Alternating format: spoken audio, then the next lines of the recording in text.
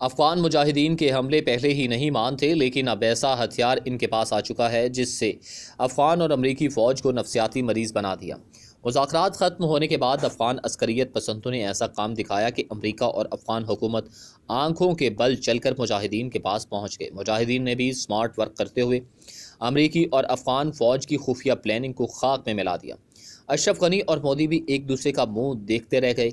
ना गोली चली, ना बम चला और ना ही कोई छुरी चाकू, लेकिन मुजाहिदीन ने देखते ही देखते अफगान फौज को हथियार डालने पर मजबूर कैसे कर दिया। अफगान अस्करियत पसंदों के लीडर ने बड़ा इंकशाफ कर दिया कि अमरीकी अहम ओहदेदार भी पाकिस्तान आने पर मजबूर हो गए। पाकिस्तान की नफी करने वाले इमरान खान से मदद मांगने लगे। खबर तेज चैनल की वीडियोस देखने के लिए चैनल को सब्सक्राइब कर लीजिए और बेल के आइकॉन पर क्लिक कीजिए ताकि आप हमारी तमाम आने वाली वीडियो से बाखबर रह सकें।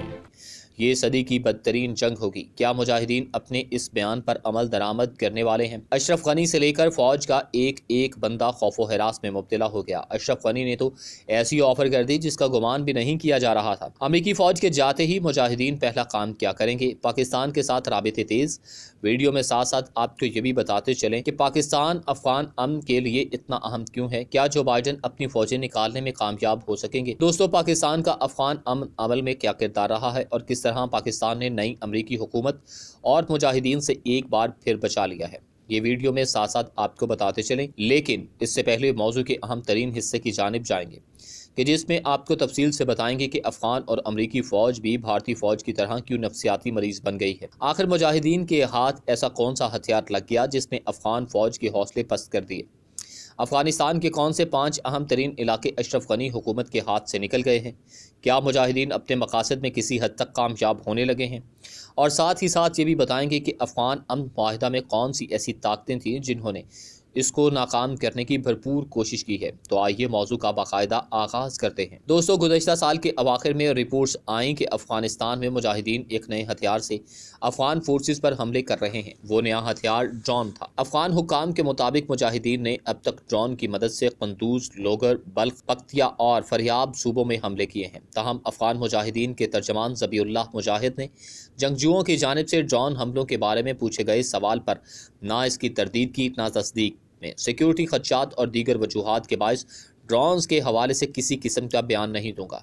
लेकिन ये कहना ज़रूरी है कि मुजाहिदीन ने फरवरी 2020 में होने वाले दोहा मुआहदे की खिलाफ वर्जी ना तो पहले की है और ना ही कर रहे हैं और आइंदा भी नहीं करेंगे। अफगान हुक्काम ने भी इस बात की तस्दीक की है कि मुजाहिदीन अफगान फोर्सेस के खिलाफ कमर्शियल ड्रोन इस्तेमाल कर रहे हैं, जिनको तब्दील करके इसके साथ एक मार्टर या छोटे बम लगा दिए जाते हैं और वो ड्रोन सिक्योरिटी फोर्सेस, फौजी तनसीबात या सरकारी तनसीबात पर गिरा दिया जाता है। अफगान हुकाम के मुताबिक 7 नवंबर को लोगर सूबे में मुसल्लह ड्रोन सिक्योरिटी फोर्सेस पर गिराया गया और इसके बाद मुजाहिदीन ने चेक पोस्ट पर हमला कर दिया। अफगान मुजाहिदीन कमर्शियल ड्रोन निगरानी के लिए तो इस्तेमाल करते रहे हैं, लेकिन गुज़श्ता साल के अवाखिर में पहली बार था कि उन्होंने कमर्शियल ड्रोन्स में तरमीम करके इसके साथ कम शिद्दत के बम नस्ब किए और सिक्योरिटी फोर्सेस के खिलाफ इस्तेमाल किए।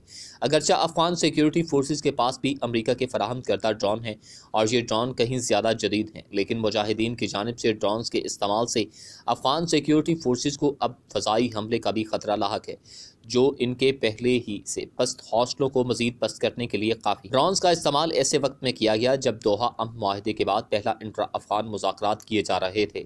ऐसे वक्त में ड्रोन हमलों का मकसद यही हो सकता है कि पैगाम दिया जाए कि वो लड़ने के लिए ना सिर्फ तैयार हैं बल्कि अपनी जंग में जिद्दत ला रहे हैं। अफगानिस्तान की सिक्योरिटी फोर्सेस हज़ारों की तादाद में छोटी छोटी चेक पोस्टों पर फैली हुई हैं और इसके लिए ड्रोन हमले के खिलाफ दिफा करना नहायत मुश्किल है। गुज़श्ता नवंबर में अफगान इंटेलिजेंस के सरबराह अहमद ज़िया ने भी बताया था कि मुजाहिदीन मार्केट में बिकने वाले सारे कमर्शियल ड्रोन इस्तेमाल कर रहे हैं जिसमें कैमरा भी नस्ब होता है। नेशनल डायरेक्टरेट ऑफ सिक्योरिटी चाहती है कि कैमरे की लैस कमर्शियल ड्रोन की दरामद बंद की जाए। दोस्तों, अफगान सदर अशरफ गनी ने मुजाहिदीन के साथ अमन मुज़ाकरात आगे बढ़ाने की ख्वाहिश का इजहार करते हुए कहा कि इनकी हुकूमत नए इंतखाबात के इनेकाद पर बातचीत के लिए तैयार है। ताहम उन्होंने इस बात पर जोर दिया कि किसी भी नई हुकूमत को जमहूरी अमल के जरिए इक़्तिदार में आना चाहिए। काबुल में पार्लियामेंट इजलास के आगाज पर सदर गनी ने कानून साजों से खिताब करते हुए कहा कि इंतखाबात के जरिए इक़्तिदार की मुंतकिली हमारे लिए सबसे अहम असूल है जिस पर कोई समझौता नहीं किया जा सकता। हम आलमी बरादरी के ज़ेरे इंतज़ाम आज़ाद, मुनसिफाना और जामिया इंतखाबात के इनेकाद पर बात करने के लिए तैयार हैं। हम इंतखाबात की तारीख के बारे में भी बात कर सकते हैं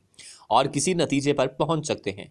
सदर गनी ने काबुल में अफगानिस्तान के लिए अमरीकी खुसूसी एलची ज़ल्मे खलीलजाद से मुलाकात की थी जिसमें कतर में होने वाले मुजाहिदीन नुमाइंदों के साथ तात्तुल के शिकार अमन मुज़ाकरात को तेज़ करने के तरीक़ों पर तबादला ख्याल किया गया।